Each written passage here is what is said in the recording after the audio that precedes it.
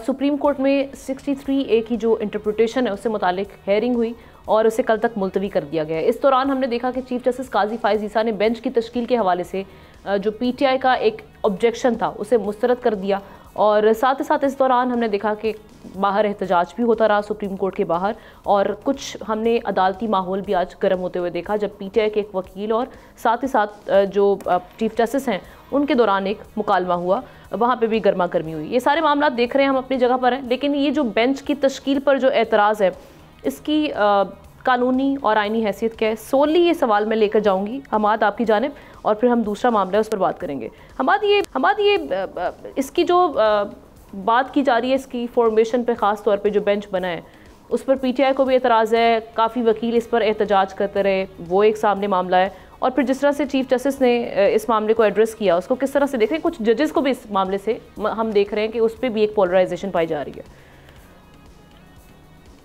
जी बिल्कुल, 63A का मामला दोबारा जेर बहस है। इससे पहले भी ये जेर बहस आया था जब 2022 में प्रेसिडेंशियल रेफरेंस भेजा गया था। आपके सवाल की तरफ आने से पहले मैं जरा थोड़ा पस मंजर लोगों के सामने रख दूं ताकि वो बात को बखूबी समझ सकें।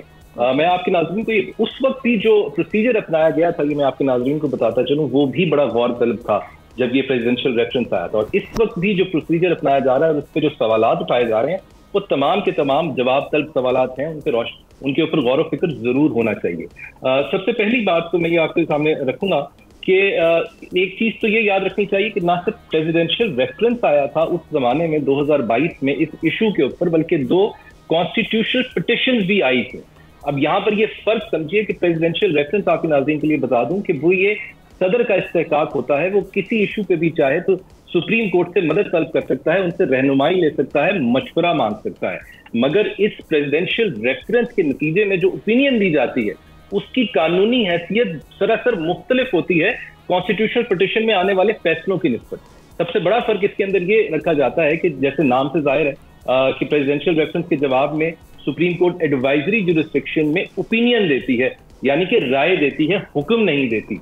वो उसका कोई लीगली बाइंडिंग इफेक्ट नहीं होता। जबकि कॉन्स्टिट्यूशनल पिटिशन या कोई नॉर्मल पिटिशन आती है उस सिलसिले में जो बात भी कही जाती है वो हुक्म तसव्वुर होता है, उसका लीगली बाइंडिंग इफेक्ट होता है, वो तमाम पार्टीज को मानना लाजिम हो मलजूम होता है। दूसरा फर्क जो इसके अंदर होता है, कॉन्स्टिट्यूशन पिटिशन के अंदर अगर आपको कोई एतराजात रह गए हैं फैसले के ऊपर तो आप उसके रिजेक्शन के लिए रिव्यू एंड रिविजन की रेमेडी अवेल कर सकते हैं।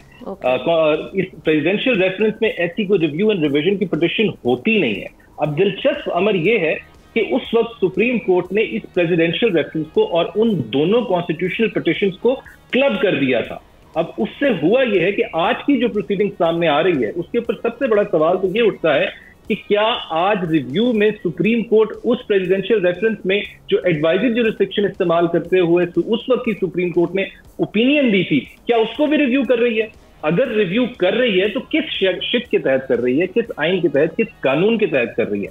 अगर उसको रिव्यू नहीं कर रही तो 99 या 100 सफ़ों में मुश्तमिल ये फैसला है, इसको 2 हिस्सों में कैसे तकसीम किया गया है और किस हिस्से तक ये अपने रिव्यू के स्कोप को लिमिटेड रखेगी? इसके अलावा जो आप बात कर रही हैं प्रोसीजर के ऊपर, बेंचेस की कॉन्स्टिट्यूशन के ऊपर, तो कानून तो बड़ा वाज़ेह है, वो 3 मेंबरान की कमेटी को रिकग्नाइज करता है। यहाँ पर हमने देखा कि 2 मेंबरान की कमेटी भी फाल हुई है। उसके अलावा जो बात की जा रही है कि एक तरफ सुप्रीम चीफ जस्टिस साहब हमेशा से बात करते थे सेपरेशन ऑफ पावर्स की, पर्सनल डिस्क्रेशन के अगेंस्ट खड़े होते थे, लेकिन यहाँ पर उन्होंने पर्सनल डिस्क्रेशन यूज की है। इस बात को तो मैं यहाँ रखूंगा। अब मैं 63A के ऊपर थोड़ी सी रोशनी डालूंगा। हमें बताया जाता है कि ये हॉर्स ट्रेडिंग को रोकने के लिए बड़ा जरूरी है। मेरे नजदीक 63A इटसेल्फ पार्लिमान की तौहीन है। हमें बारहा आजकल लीडरान बता रहे हैं कि पार्लिमान सुप्रीम है। अगर उनसे, वैसे तो ये बात गलत है, आइन सुप्रीम है, लेकिन अगर उनकी इस गलत बात को भी थोड़ी देर के लिए एंटरटेन किया जाए, उनसे पूछा जाए कि पार्लिमान से आपकी मुराद क्या है, बजरी सीमेंट रेत से बनी इमारत, तो यकीनी तौर पर इसका जवाब ना में होगा, क्योंकि पार्लिमान के मेंबरान पार्लिमान को बनाते हैं और उन्हीं मेंबरान के बारे में आप हमें बता रहे हैं कि वो तमाम बेजमीर लोग हैं। वो कोई भी फैसला अगर आपकी मर्जी के बगैर करेंगे तो वो जमीर को बेच के करेंगे। ऐसे नहीं हो सकता। ऐसी पार्लिमान की सुप्रीमेसी को कौन मानेगा जहां के अपने लीडरान ही, जहां के अपने पार्लिमान के लीडरान ही ना सिर्फ तस्लीम करते हो कि उनके मेंबरान बेजमीर लोग हैं, बल्कि इसकी तशहीर भी कर रहे हो। एक आखिरी नुकता मैं इस जजमेंट के ऊपर भी आपके सामने रख दूं। मेरे नजदीक 2022 की जजमेंट आई थी, एक कमजोर जजमेंट थी।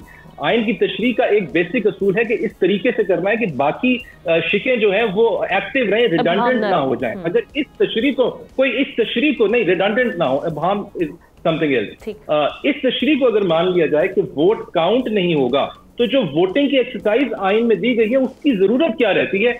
अगर आइन साजों की यही मंशा होती कि वोट काउंट ना किया जाए, तो फिर सिंपल एक लिख दिया जाता कि पार्लिमानी लीडरान को एक सफे का खत लिख दीजिए, उनसे उनकी मर्जी पूछ लीजिए और 5-7 पार्लिमानी लीडरान के मुताबिक 25 करोड़ आवाम के लिए आइन साजी कर दीजिए। ऐसा नहीं किया गया। ये रखा गया इसके अंदर कि डी सीट की कीमत को सामने रखते हुए भी वोटिंग कराई जाएगी। कोई वोटिंग करेगा अपनी पार्लिमानी पार्टी के अगेंस्ट जाते हुए तो वो ये कीमत अदा करेगा। तो ये फर्क रहने दीजिए, यही बादशाहत और जमहूरियत का फर्क है, इसको बरकरार रखना चाहिए।